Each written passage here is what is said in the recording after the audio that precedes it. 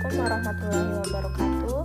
Kami akan mempresentasikan hasil diskusi kami tentang teori Big Bang dalam Islam, mata kuliah Islam dan Ilmu Pengetahuan dosen pengampu Bapak Dr. Muhammad Isnaini SAG MPD yang beranggotakan Milda Saputri, Dian Atikah, Ayu Devita Sari, Midatus Solihah, dan Hikmah Widiartika.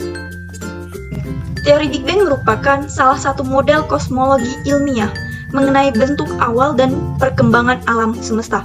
Teori ini menyatakan bahwa alam semesta berasal dari kondisi super padat dan panas yang kemudian mengembang sekitar 13,7 miliar tahun yang lalu. Pengukuran terbaik pada tahun 2009 memperkirakan hal ini terjadi sekitar 13.313.008 miliar tahun yang lalu dan terus mengembang sampai sekarang.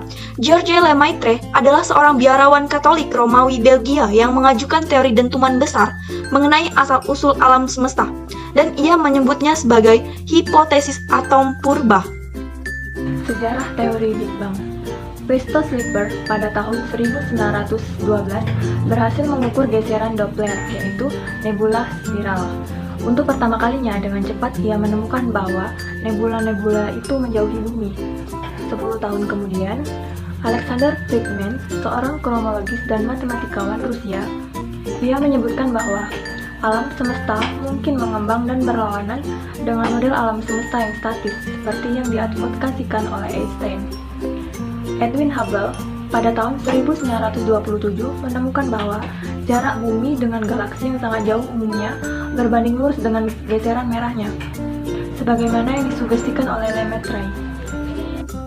Baiklah, di sini saya akan menjelaskan materi lanjutan dari sejarah teori Big Bang, di mana setelah Perang Dunia Kedua terdapat dua model kosmologis. Yang pertama, model Fred-Hoyle. Ia mengatakan bahwa materi-materi baru tercipta ketika alam semesta yang tampak mengembang.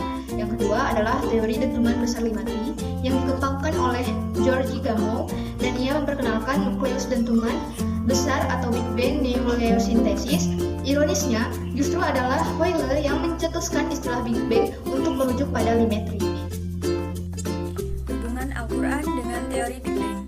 Ayat-ayat Al-Quran selalu mendahului lafaz malam daripada siang, yang menunjukkan ketepatan tafsiran Tarjamatul Quran Ibnu Abbas radhiyallahu anhu.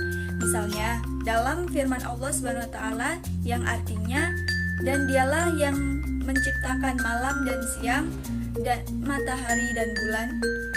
Ternyata dalam sains modern juga disebutkan hal yang sama, bahwa malam terlebih dahulu ada daripada siang. Konsep penciptaan bumi dalam Al-Quran terdapat dalam 3 surah.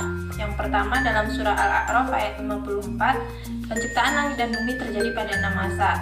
Kemudian dalam surah Fussilat ayat 12, Allah Subhanahu wa Ta'ala menciptakan langit pada 2 masa.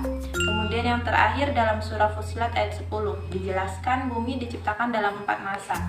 Nah, dari ketiga ayat tersebut dapat ditafsirkan bahwa bumi diciptakan pada 4 masa dan langit diciptakan pada 2 masa.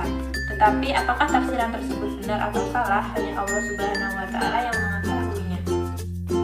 Terima kasih, sekian presentasi dari kami. Wassalamualaikum warahmatullahi wabarakatuh.